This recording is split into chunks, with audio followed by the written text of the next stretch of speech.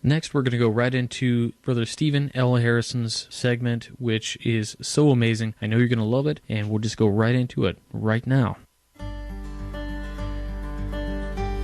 Have you ever wondered what it would have been like to be a Mason back in the early to mid-20th century? I'm part of that lost generation, the one that pretty much skipped joining the fraternity. Until later in life, I was no exception to that generalization, and it's hard to figure out why. I almost couldn't have been more active as a D. Malay. I loved it, and by all logic, I should have jumped right into Masonry when I was old enough, but I didn't. College, marriage, a job, life just got in the way, I guess. It's a shame, and I'm sure I missed a lot, but no crying over spilled milk. Still, sometimes I wonder what it would have been like to have been a member back in Masonry's heyday, whatever heyday means. It amazes me, for example, that my dad's Scottish Rite class had nearly 300 members. Over the course of a month, they saw all the Scottish Rite degrees, published a 120-page hardbound class book, had class projects, and elected class officers, with no less than 12 vice presidents. Yep, things were sure different back then. Or were they? Looking through my dad's things a while back, I found that old hardbound class book. Along with it, I ran across his copy of an Indiana Freemason magazine from November 1966.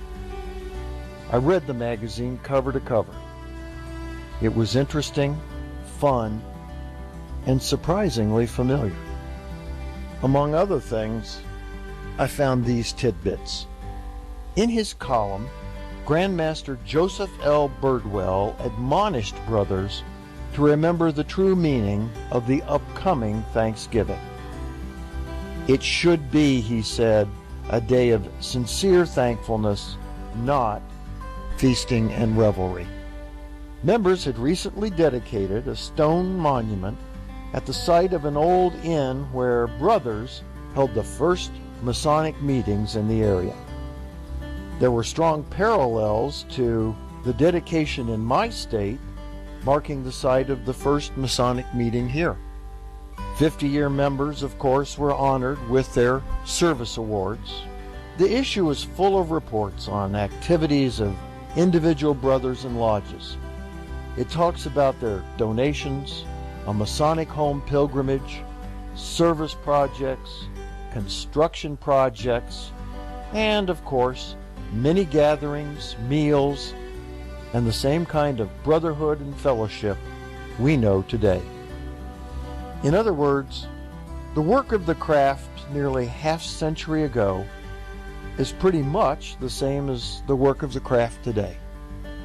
Most of the articles in that old magazine wouldn't look out of place in one of today's publications. They may have had more members back then, but there is a great bond of familiarity between the brothers then and today. What's more, the brothers back then felt that bond too. Brother Richard LaGrange was my dad's Scottish Rite class orator. Yes, they had one. As he put it, the mantle has been cast upon our shoulders, so to speak, to carry on and perpetuate the good work that has gone on before us. Our tenets, brotherly love, relief, and truth, are unchanging, and we are indeed brothers across the span of time. For the Whence Came You podcast, this is Steve Harrison with the Masonic Minute.